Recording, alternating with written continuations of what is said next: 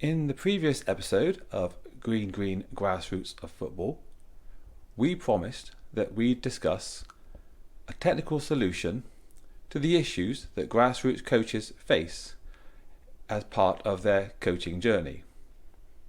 Unfortunately, whilst recording this episode, we simply ran out of time and were unable to get to it.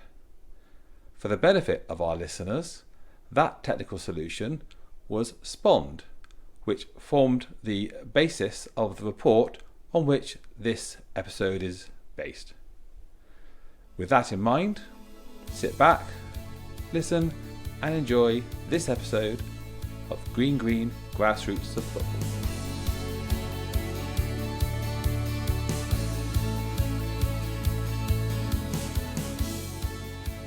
Welcome to the Green Grassroots of Football with me, Andy Glover.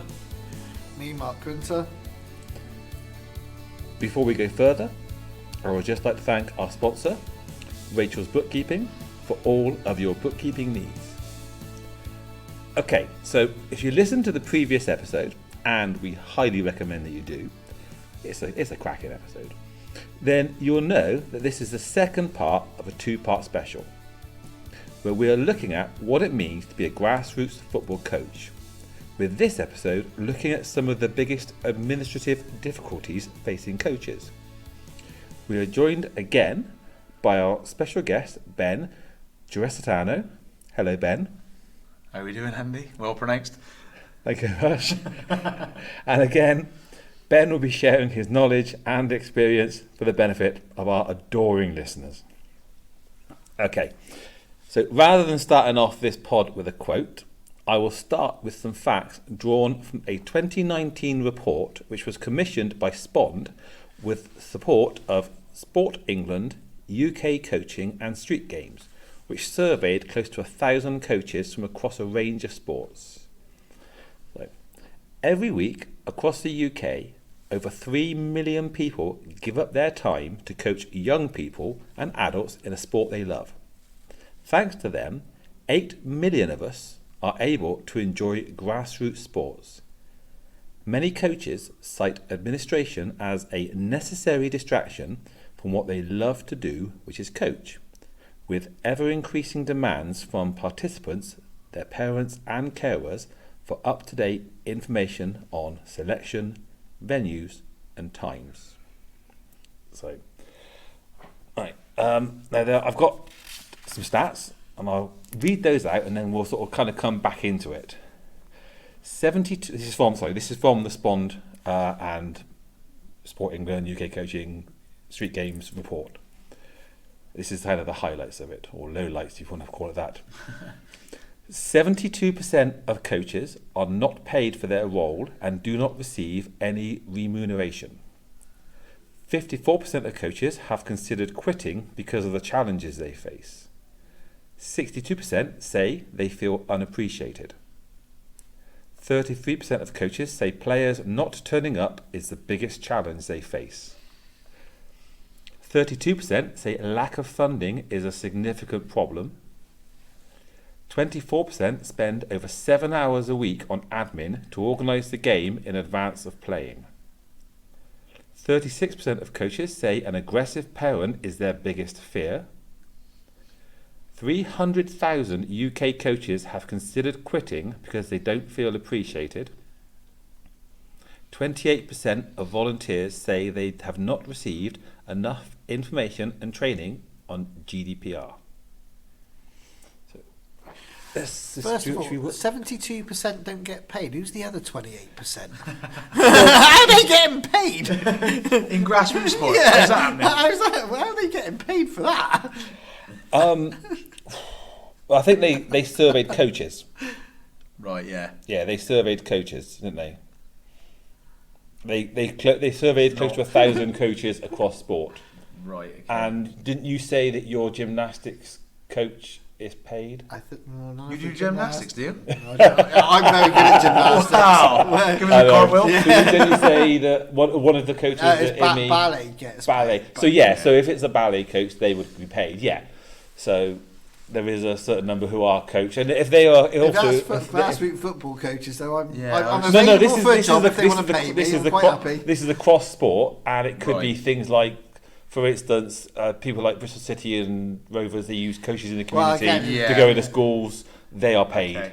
So like myself, I work with the RTC, so I get paid for that time. Yes. So exactly. So you can pay for that. So it was them as well as. It's not just volunteers. It's all I would like to say for grassroots football coaches. I thought it was grassroots then. Nobody can. Well, as far as I'm aware. But if any club in the Bristol area is paying their staff to do this, I am more than welcome. Voluntary staff. I'll come and work for them. This is a range of sports, and this is coaches just generally. So so club within football, clubs send the coaches into schools, and they are paid to do so. But places like us, our local teams, none of us are paid. That makes sense. So start off. We'll have to rattle through this because tonight this second episode is a shorter episode because we've all got to get out of here before the pavilion closes. Well, we just discussed the first one. 72% of coaches are not paid for their role. Within grassroots, certainly within local children's coaching, it doesn't happen, does it? We don't get paid. None of us get paid. And again, to be honest, I imagine all three of us put in our own money. Yeah, I mean, I've just bought a respect barrier for my girls. You saw it on Saturday, didn't you? Because all the respect barriers here are all the same colour. Yeah. And they all go missing. So I found one online which is pink. So I was like, I bought that. Yeah. So there's a pink respect barrier, and someone has it. I'm like, that's mine. And I know it's mine. And again, if we've all got kids, I know if they're all buying a tracksuit top. Yeah. One of the parents, I can't afford, can't do it. Funny enough, a coach will 9 times out of 10 if they've got it, will find the money. I paid subs for a child who couldn't afford. And I think most coaches, if they're in that position, do. Yeah, I think we don't get enough. And again, if my wife's listening, no, I don't. Yeah, sorry, honey. That respect barrier. I was joking. Honestly, I didn't really buy it. Honest. My wife won't listen to me. She didn't have fallen anyway. I've definitely put. Because not just that. Sorry, I've also bought an 8-pack of online PDFs for coaching. And to get it, you had to purchase the pack, and it was a big coaching pack. And I think most coaches do that. So I think not only do coaches do it voluntarily and don't get paid, they put in their own money. Well. Definitely. I mean, I look back at just our team, the under 16s that Mark and I ran. When we first started out, I bought size 3 balls or size 2 balls because we never had those, and I wanted them to use the really small balls to practice with. So I bought those ourselves. I bought different colour cones, so I knew they were ours. I bought all the flat cones. We've got about 30 or 40 flat cones. What did you put on so you can run over them? Yeah. The club didn't buy that. I bought those, so I've got all those. The white, the yellow stick-up cones used as goals. I bought those as well. We've got the ones you sort of stick in each other, so they're sort of poles, but they sort of one sticks in the other, stands up higher. Yeah, so it gets a bit higher. Yep, bought those. All those sort of things I bought myself.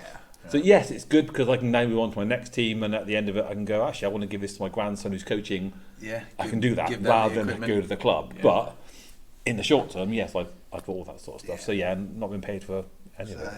Like I said, I think the majority. I don't think. In fact, every coach I know has put in their own money. Well, yeah. 50. I could carry on, but 54% of coaches have considered quitting because of the challenges they face. Do you know what? Not running a team, yes, but not coaching this. And I say that because it's not grassroots. It's not even coaching. It was running a team, and that was actually a completely different thing. It was skittles, and people were just not bothering to turn up, not letting me know. People were leaving and going. In the end, at one point, I was just like, I've had enough because people are not bothering. That people are getting angry on the night. Where are you people? Why is this happening?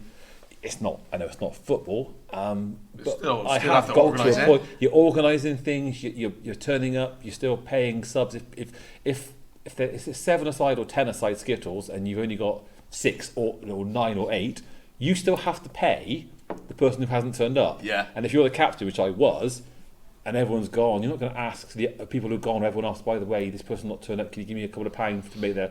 So I was putting that in. You do. So and there was a point that I was like, can I be bothered with this really? I mean, I in February, I was very close to quitting.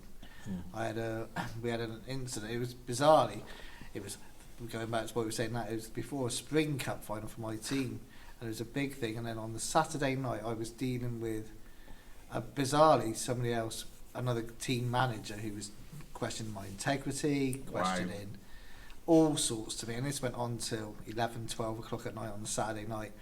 So I came to the game on the Sunday morning and said it was our girls. They had a cup final and stuff. I was. Didn't gone. enjoy it. You couldn't enjoy the occasion. I was gone. I was like, it's just not worth it. It was not worth the hassle. It's not worth the effort. It's just not worth it. I'm not enjoying it. And I projected that over to the girls. They won, but that was irrelevant. Again, the whole thing was gone. And you think because somebody had decided that they disagreed with something, which was an opinion, life, innit? But and it went on and on and on. But to be called all sorts of names, you think, I don't need this on a Saturday night at 11 o'clock at night, 12 o'clock, and it rolls onto the Sunday, and you're thinking, like you said, we're not being paid, we're giving up time, money, we're giving time with your family. That's the biggest one, isn't it? Yes. And I don't think people realise how much of your time you give up at home as well. You can be at home, but you're not present. Yeah. Does that make sense? Yeah, of course you are. You're at home, your family's around you, but you're like, I just need to fire this email off, or if I don't do this text now, it's too late, or if I don't contact the referee, it's too late, and then we'll get a fine, or I've got to fill this team sheet out. And I don't think people realise. Really don't think. No, not they at all. don't realise the administrative side of it. You've got to do as well. Yeah. And like I said, you're at home, but you're not present because your mind's elsewhere. But I think that leads on to the 60% say they feel unappreciated. I think that's part of it as well that you were saying. Yeah. And you do. I think because people don't realise until you've done it, you don't know. Yeah. I mean, I've got one guy in my team who gives me so much grief, but it's good-natured grief. Yeah. You probably know who I mean. And I generally feel appreciated for him because he's a good-natured bloke. But there are others, and I think I've been very lucky with this team, but previous teams. I've been very lucky. The previous team, I mean, I had quite a lot of issues there, but I mean, I've never gotten to the point where I've wanted to quit. No, but, in February I was very, very. No, close. I've not got to that point, and I generally I generally feel appreciated, which is. But then I said I built that culture from the beginning, so. And I said the majority do. It is always the minority that ruin it. Which is the same with everything in the world, isn't it? And I can be a bit sensitive with it and stuff, because you generally think for every child and everything that you're doing your best. But that's because you care. That's why you feel sensitive, and I don't, like I said, don't think people understand how much you invest in a person as well. No, and you do with all of them. And I don't want to rain on your parade, Ben. But you said you've built this culture. Our club started in 1967. Yeah, you've been around for a long, long time. So the culture and the ideals that Les put in place, whatever that was, still going. Well, the club is. Yeah. But I'm sure his ideals have changed and gone. 100%. So whatever you say I built up, Yeah. 10 years from now, 15 years from now, could be completely changed Oh, by yeah, it whoever will do. follow you, you know? It will, yeah, no, it so will it could do. be a completely 'Cause different thing. I might not be here or and whatever. the people who come in could be, we want to win at all costs. Yeah, of course. Or could be even completely different again. Yeah. I don't know. So, Yeah, it does you know, happen, it does. So it does happen. It does happen, but I was on about Ben's young, Ben's still a Ben's whippersnapper, still isn't he? Not that He's young. Closing in on 40. Okay, 33% of coaches say players not turning up is the biggest challenge. Now, those who listened to the last pod will know that this is quite one of Ben's bugbears. Yeah. Go on, Ben. Annoying. Yeah, it's just I think it's a I just think technology is definitely a way to. I don't know. You're saying that in a sense of they've let you know at the last minute? Yeah, of course. We've had it where they just haven't turned up, and we're stood there like looking round, saying, "Where are they?" That to me, that's worse. I can't remember a game where someone's just not turned up without a text at least. Was it away? I can't think who we were. What was that? No, yeah, Portishead was. It's always the other side of the world, isn't it? Yeah. When we had But there was one. we had 12 players for What time Portishead, was it, but Marcus? one was One was Mark's boy who was wearing a knee brace, shouldn't really play. He played on crutches and he was sub. He had to come on for 10 minutes. And then another boy got injured during the game. But Jeez. at least one player just didn't turn up. Yeah. And then, No, I've not had that. was it 2 weeks ago? Another of our players. It turned out he just forgot. Didn't turn Yeah, up. Forgot he's playing football. Yeah, just and. Forgot But the I mean, game. and again with parents not to. Yeah, You can guarantee. didn't come training, didn't come to the game, Yeah, and we forgot. asked him, and Mark asked him the following week because I completely forgot he had football this week. At least he was honest. Yeah. Give him that. What And you no, get- but with fairness, we let him off because he's generally there. Yeah. So it's, Yeah, you but know. what you generally find, last week, lovely weather, gorgeous weather in Bristol and Oh, it was around lovely, the UK. wasn't it? It was lovely. At home, squad of 16 available. Yeah. First week in December, bit rainy, bit We're cold. away to Western, away to 9 Thornbury. available. Yeah. I mean, Frozen pitches, maybe. Yeah. And that's. And, Or away in the Somerset Cup at Minehead. And Yeah, then- here's 3 available. yeah, you got to get the balance. And what parents don't realise, I said, so the families, the parents, yeah, we're turning up away to Western. Doesn't matter really how good or how bad. You cannot then say 2 weeks later, well, we've got 16 because the others have decided to come. Now, you can't play this game. I'm but already Johnny's or noticing. Jenny's available. I'm already noticing in my under-8 girls where there's certain players just not available on a Sunday. I've had 2 games on a Saturday and they've been there. Yeah. Oh, not available this Sunday. Okay, that's all right. You're not available. We've got enough players. Fair But enough. Yeah. already, You see the patterns. You starting do, this you pattern. You do find patterns. You know. I always had a certain player not turn up to training the week he was with a certain parent. Yeah, I mean, Do you know what I mean? And sometimes it's not that they live further away. It's just because the parent. Yeah, and you can't punish the child for that. No, and I that's never, right. and I never have. No, I never would. No. No, you can't. But it's so But difficult. but as Mark says, at the same time, it's then also unfair on the boys or girls who turn up week in, week out. Yeah. Agreed. So what do you do there? How do you sort of integrate that child in on the opposite week when they do turn up and the others have been there every week? It's not that child's fault, No. but at the same It's time, difficult, the isn't it? other starting 11, 12 or 13 were there every week, Yeah. were training every week, did really well, and this child's come back, it's like, okay, you've got to play, you've got to start. Yeah. And they're like, well, hold on.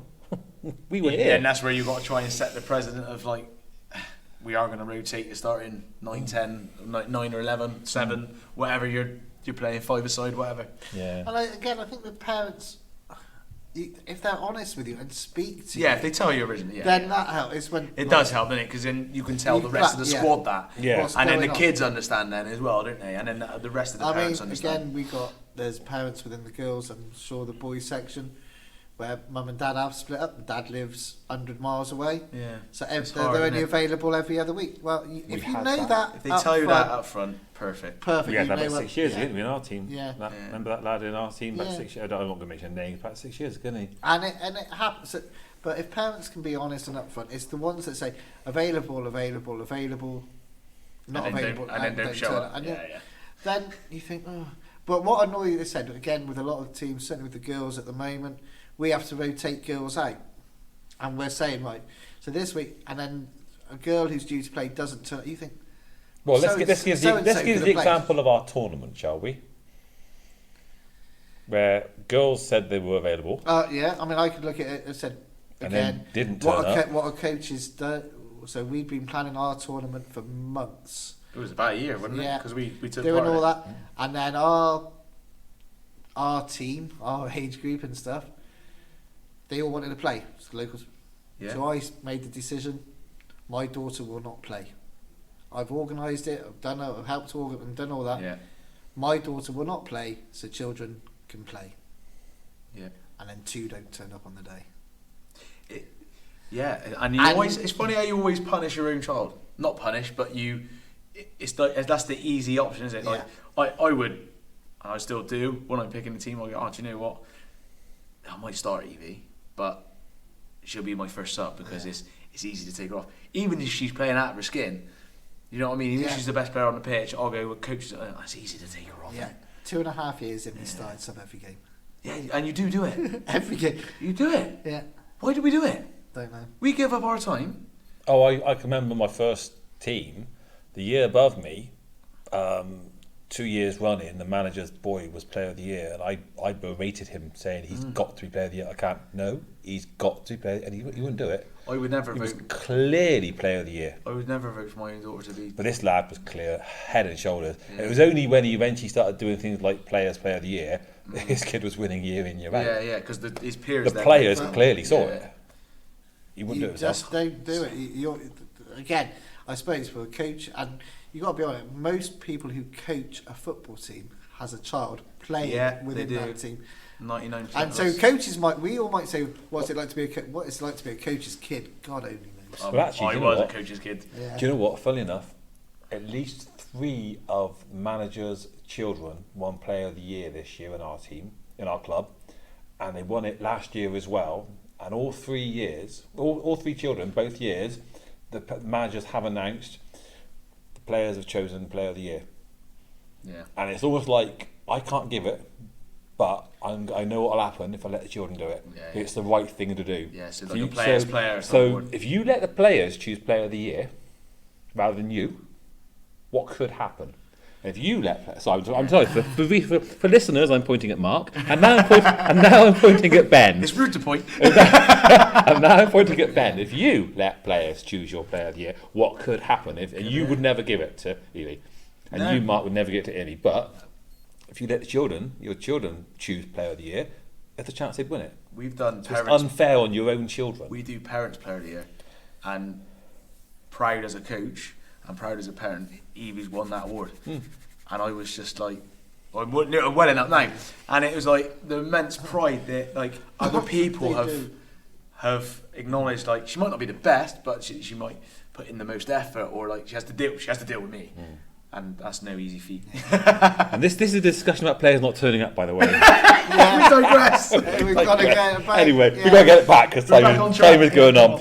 32% say lack of funding is a significant problem. I'm not talking about parents necessarily. That's It's no about the funding. club itself. I think I've mentioned it, so I won't go through it. I think But it's one of the reasons we billions and do. billions of pounds are spent on transfer fees. Yeah. Give 0.1% to grassroots football. I still think the FA should pay for the minimum of the level one. I Yeah. still think they should do it. Yeah. It's run by Every course dinosaurs. safeguarded. It's run by dinosaurs. Come on, get like Yeah. get All out with the courses. speed. Yeah. I've got a feeling, and I could be wrong, so don't quote me on this, but I've got a feeling that in Spain and France and Italy, that's what they do. Probably is. It's I'm shocking. sure I've read it is somewhere. Shocking. I mean, again, and you've Like got to think, the minimum is paid Yeah. for by that, and that's why the level of well, their game's so much long-term- better. Long term, level one, if there's not enough spaces for you, you're happy, Andy, to do what the level C, UEFA C, B? B, C. C, and there's C. not enough spaces. And what was it, £1,000? £1,000, yeah. I cost- was told the same. Yeah. So not enough spaces, £1,000. Surely, there should be enough spaces, and B, that should be free. And if Yeah. everybody, if you, Ben, wants to do that and give up your time to do it. I've got to take and time off work everything- for this. Yeah, it's not I've got to done. take It's time not off done on work. weekends, is So- it? so- No, not During the weekends. It's all during the And week. surely, Absolutely. and again, you go. I think I've mentioned it. And you've got to travel. Two podcasts ago, you're a UEFA's the highest qualification you can be. Ben is, every coach is. Surely for the English FA, eventually, like we said, maybe one player from Fries and Red Falcons is a professional footballer. If they're being coached by people who have the highest qualifications, they're going to be better footballers. Then eventually, for the England team going forward, Yeah. they're going to be better players playing for England in 20, 30 years' time. And yet, the FA will not give the money to. It should be free, and there should be spaces available. Yeah. Yeah. And again, 100%. and I get really annoyed with it. I Yeah, think well, I it's could so wrap- short. So How about we do a podcast on this one? I'll be back for that one. it's such a short-term Yeah. view. Yeah. If every club, and I'm sure Red Falcons, Fries, Warmley, Brislington, every single club could have somebody who'd want to be as coached as high as Pep, as Jurgen, Oh, you can't do UEFA A unless you're associated with a pro club. which is wrong. Yeah, so UEFA's B is one I want to do, is the highest I can go, Yeah. unless I'm then associated with a pro club. Well, why? Not That's the rules. I mean, again, this is a podcast. That's but the FA it's rules. so wrong. Yeah, It's wrong. But I mean, Another day. in fairness, the funding is not just about the coaching, though. It's also about paying for pitches, paying for kit. Yeah. I mean, we're actually in quite an affluent area. Yeah, we are. You know, you imagine if you're living, because they say about the areas further north where there's no money, there's areas in the city, London. We're actually quite fortunate. Inner London and stuff like that. Yeah, definitely. So we are in a fortunate position, but I can imagine what some of these coaches must be like, where they just can't. They don't know we've got one or two within the club who struggle for payments, and that's understandable. And where we can, we help them out. But again, you go up north, as far north, you look at all the teams in the Premier League. A lot of them are up north. That wealth should be spread out. Oh, too right. And it's it's not. It doesn't even touch the sides. No. The David Beckham documentary, it was on Disney, was a big eye opener where he went back to his Grassroots club, and you just like the facilities and the equipment was like, and that's like an inner London. Yeah. Anyway. But, All right. Another one we actually have discussed. 24% spend over 7 hours a week on admin to organise the game in advance of playing. It's more. It's more. It's more. It's more. No, this is 24%. Yeah, I mean, It's more. there are more. Definitely It's more in football. I mean, we've discussed it, haven't we? It's more in football. We do more, a lot more than that. I mean, driving alone, just training and matches. So, like you said, if we're up sitting next up to Sodbury in the morning and down at Portishead or in the Somerset Cup, where did you go in the Somerset Cup last year? Just outside of Taunton, wasn't it? So just outside of Taunton in the Somerset Cup. My last team, we were down to Minehead. Yeah. My first team, we were down in Minehead for one of our games. Wow. You know, and which obviously, can you claim petrol? No, of course not. It's your own petrol. No, you do that. Your own fuel, but that's wear and tear on your vehicle as well. Yeah, and all the parents. That's my trade. And the new one, which I didn't know, because I didn't go to this Somerset Cup game. I couldn't go. It was my mum's 80th birthday. And Mark gets there and phones me and says, we've got to pay the ref as the away team. What? Yeah. It was a good job I had 26 quid on my pocket, otherwise we'd have had to go home. Partly you used to do halves, didn't you, on cup games? No, the home team pay for it because you've got to travel. Like I said, we've just travelled however many miles collectively. You think how many miles our parents have just paid in petrol? Unless you can get someone with a minibus licence or whatever. We've just travelled all that way, and then we're paying the referee's fee. Oh yeah, because they've got to pay the pitch. Well, hold on. That's what happens week in, week out with the league, doesn't it? And a lot of these teams actually pay a pitch for the year. Anyway, so it's part of their funding anyway. Yeah, exactly. But no, we have to pay the rent. That's just ridiculous. It's the stupidest thing. You got you got fiddle. That is the stupid. No, apparently it's on one of the sheets. It's on one and of that the is the. And I'll just say this nice and loud for anyone listening. That is the dumbest thing the Somerset FA have brought in a long time. And again, you go with thing.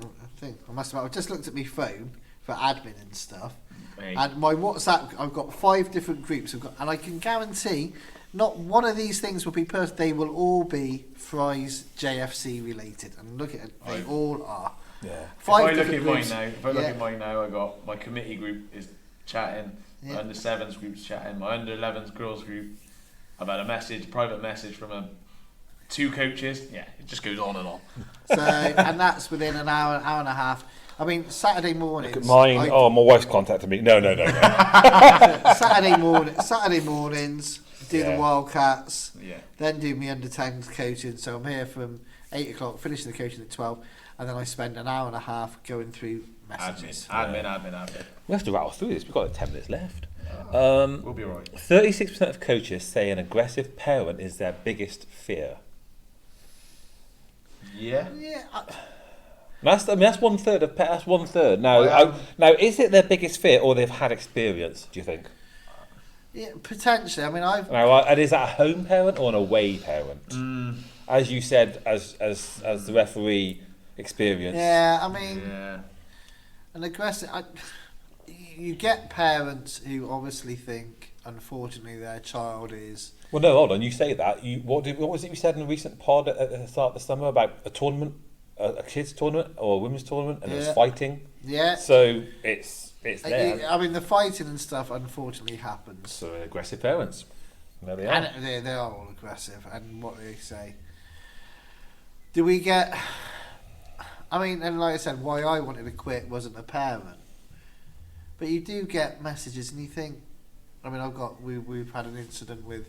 It's not an incident, but somebody's left the club, and the mum's annoyed and stuff with me and we have a difference of an opinion on how it went. And again, you think, I haven't deliberately done anything against it. The way I look at something is totally different. She is obviously I think what parents do, and rightly, they look after their child. 100%. I'll give you that. And what, as coaches and as people within the football, you are looking, if you're just running one team, you are looking after up to 16 children. Yeah. So that one child, what they're looking after, is 1/16 of what you're trying to do. And obviously you want to look for the best for that child, but you've got to look after everybody. Yeah. And they're just looking after it for their child. So if they think their child, like I said, has played X less, or they think their child is better than that team, Yeah. and that they want to progress further, they can then have a go. They potentially, you're holding their child back. But we've had things and think, well, why is child C playing? Because when child C plays, we could be winning 3-0. You've let child C play, and we've lost 4-3. You've got to give them a chance. Who cares? Because as you're looking at it as a team, but child C might put their first tackle in. yeah, and that could be that win. And that for me, that's the win. Yeah. For me, that's like, that child's But done.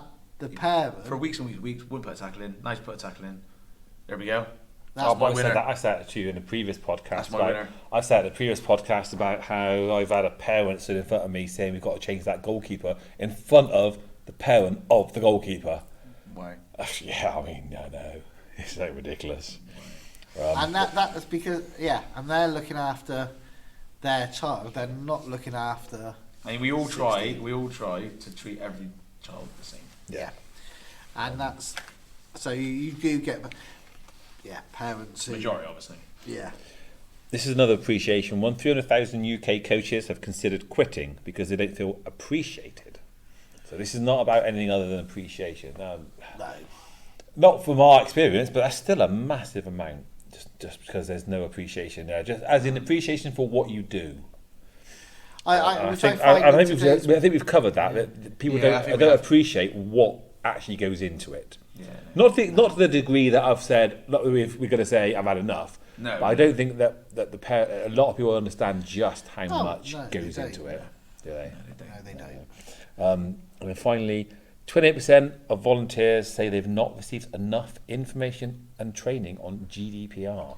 Now, obviously, that's the last 5 years thing. Really. Yeah, it is. And we now do need to be aware of this. Yeah. You know, data management and not. I used to just collect the information I need and just keep it on it in a little file. Folder.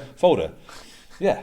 And in fairness, you're better off that way because you're not going to lose it. You're not going to get hacked. You're not going to, you know.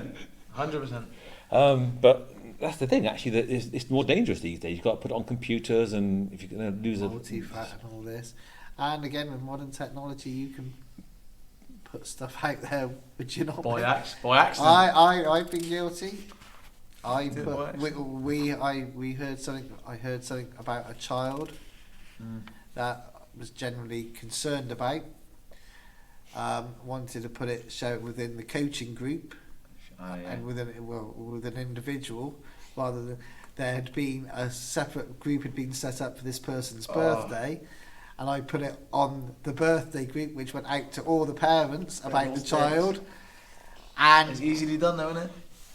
And it was for the genuine concern for this child. The parent went absolutely nuts.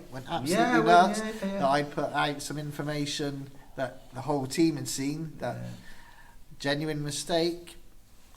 And I bet you didn't sleep. No, I bet you felt sick. This happened. And it was Andy's team. 2-3 years ago. Yeah. And I still feel bad about it now. I bet you felt sick to your stomach. Because that child was somebody who, one of the main aims for the coaching was to get him through, or get him or her through to the. Well, my team, so it was him. Him was to get them through to the end of their coaching thing, because I think it would have meant a lot if they got through. Benefited them. And unfortunately, they've stopped. Oh. And it was. Well, in fairness, it's a not part, that because they stopped Saturdays and Sundays. Yeah, they've stopped, but they stopped all football. They stopped. My aim was within our team was to get him all the way through. Yeah. And it was a genuine concern. It was a genuine thing. Well, hang on, this has happened, Yeah. or potentially it's happened, and it went out to the wrong group. Yeah. It happens. And Mum was annoyed, and so you have got to be careful. Yeah. Mistakes, unfortunately, do happen. Technology, And so that is where technology is. In the olden days, I'd have phoned the person and said, "Oh, I've heard this about X, Y, Z. Yeah. You've got to keep an eye on this." But it's quicker to send a message. Yeah. Yeah, and then that happens. Yeah. Okay, so to best bits now. Come on, let's have some positive stuff. Positive stuff. Come on, let's end on the Oh, positive. let's end with some best bits then. Yeah, okay. So, some of the best bits. Working with young people builds confidence, benefits mental well-being, and helps young people thrive. 100%. Yeah. That is 100%. why you do. And we've linked with the charity Go Again, and if you notice on the notice board, so they do a lot of work with young sports people with their mental health, and we've used them. It's been brilliant, and that's helped them with their mental fitness, and they're getting to a point where, and we've raised as a club over $6,000 for that project to keep that charity running, which is great. Like yourselves raising. The Children's Hospice you've raised? Yeah, ours is Children's Hospice, which is slightly the other end of the spectrum. spectrum. Yeah, of course it is. But it's still children, and it's still a very important thing, and it still raises important. awareness. I think it's a vital 100%. support for those children suffering in that who need that service. Yeah. It's vital that they have it. But to change a child's life is all I can, or to have a positive input on a child's life is all I aim to do as a coach. Yeah, and that is the main. I mean, again, this As a grassroots coach. Yeah. You are looking. Oh God, this is 8, 9. It's still one of the proudest, most memorable memories of my. We had a boy in the team. I think he played 18 months. Hadn't scored. Yeah. We had this one game, and I think we were winning it comfortably. And all the boys made this effort for this lad to score, and he scored.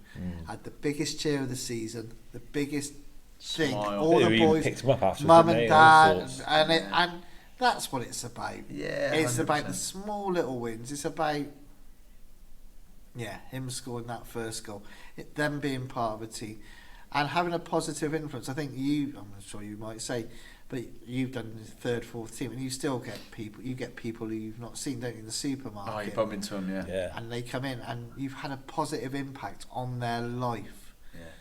You know, they remember and they appreciate that, it. And that's Well, I'm still mates with that lad who used to pick up. I'm still friends with him. See him when I see him. We catch up and stuff. It's great how you call Gives him me a a friend. hug. You call him a friend now. Yeah. It gives me a hug when I see him. Sorts. He was your player, now he's well. I mean, your Fries, your Red Falcon. One of the boys is another Red one. Falcon. Yeah, coach. another one who played in that same team as a coach. Mark is a coach for Red Falcon. Absolutely. Yeah. So the influence that you've had is now influencing Mark at Red Falcon. Definitely. And you will be proud of that. Oh, I am. Amazing. Absolutely. So doing that has now influenced 2030 what Mark's coaching. Yeah. So that is the legacy and why you do it. Yeah. Definitely. Okay. Teaching a sport I love. Promote the benefits of physical activity, hone their sporting skills, and continually boost their level of fitness. Which I think, without wanting to get too political, the number of sports fields that are closed and all that sort of thing is just vital. And the pricing of sports facilities. Oh, yeah, it's just vital these days. Yeah, 100%. The more we can offer fitness to everyone. Yeah. Not that I'm the sort of person who says, okay, guys, we're going to warm up by running around the field. No. But it's all about just giving them that place to be fit, to run around, to learn, and just... Some of these children, that's their only bit of exercise. Yeah. And it also contributes to their mental well-being, being fitness. Massive. Yeah. Being out in the open air. After suffering with my mental fitness, like, for me, exercise is my escape since I stopped playing. So I train and run now instead. But that's like, it's good. But even going back to the charity walk, that 10-mile walk, we took the 6 lads who came with us, like we said in the pod. One of the lads would have stayed in on his computer the whole time. Instead, he came out and he had a smile on his face. He was chatting away, enjoyed it. Yeah, and we did the mile a day in May. So amazing. And just like you said, the football as a football coach is just part of it. It's a big part of it. Don't get me wrong. Massive part of it. And the kids look at it that way, but it's not until later life. Yeah. And it's what you provide and what.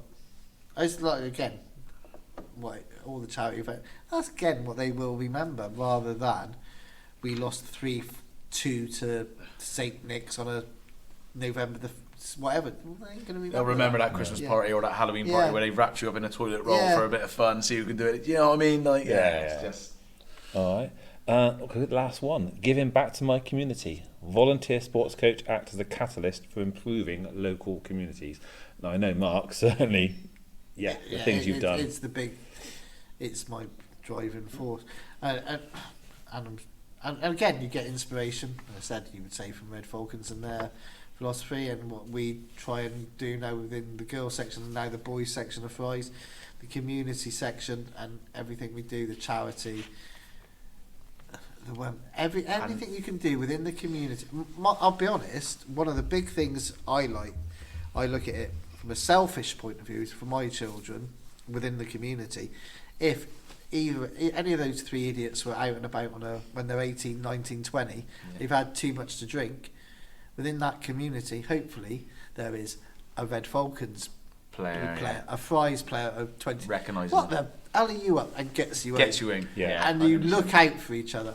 So as this whole, within the Summerdale Pavilion and this whole family, is that it is a family.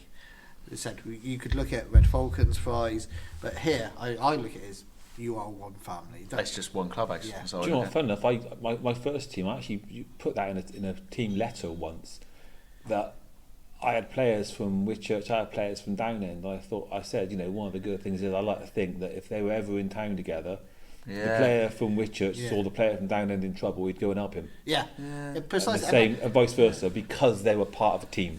And part of the same thing, again, this is why I think even the chips that we provide here are important. Because again, hopefully, like I said, if they're in town, the Portishead, I know them from... Yeah, I know such and such. I do from when I was playing. And that you look at, so again, it's being part of that whole football. If you're going to look wide throughout the Bristol thing, but certainly within the local area, brilliant. We're all one family, it's all one thing. Going back to you saying, as a massive compliment to us as a club, thank you for that. But you like kind of inspired by us with our charity work. For me, that's a win. Because you're now doing something and giving something back to someone else, and if for whatever reason you weren't doing it before, but now you're doing it, it's amazing. And we've done a charity game together, and we raised for our own charities. It's brilliant, great fun, absolutely. And it had parents from both clubs, it had coaches from both clubs, children from both clubs, and after the end of the game, they're all playing football on the grass again. Well, that's what it's all about. I said grassroots football is all about that. The winning, the losing, you do it all together as a grassroots community. And as coaches, you do it as, hopefully, there are less and less. I know, unfortunately, there are some people out to win and win. You'll get that. But I think the majority of grassroots coaches are doing it for the right reason. 100%. Okay, that we've come to the end of our pod. Unless you guys have anything else you want to very quickly cover? No, I'm happy. Everyone's happy. I'll cover this. Okay, well, in that case, listeners, I hope you've enjoyed this episode. My thanks to Ben. Thank you. No, thank you for having me. You're very welcome. And my thanks to Mark, as always. Thank you. Thank you. Thanks, Ben. Thank you, Mark. Listeners. Thank you to the listeners. We hope that you've enjoyed this episode. See you next time, or hear you next time. Don't forget, you can email us your questions, comments, random thoughts, anything you want to share with us at greengrassroots@gmail.com. We are on Twitter at Fry Club JFC, on Facebook, which is Fry Club Junior FC, and the club website, which is www.fryclubjfc.co.uk. You can type out a review on Apple Podcasts, and if you like us, then please give us 5 stars on Spotify. You've been listening to a We Haven't Got a Clue What We're Doing production, produced and edited by Andy Glover.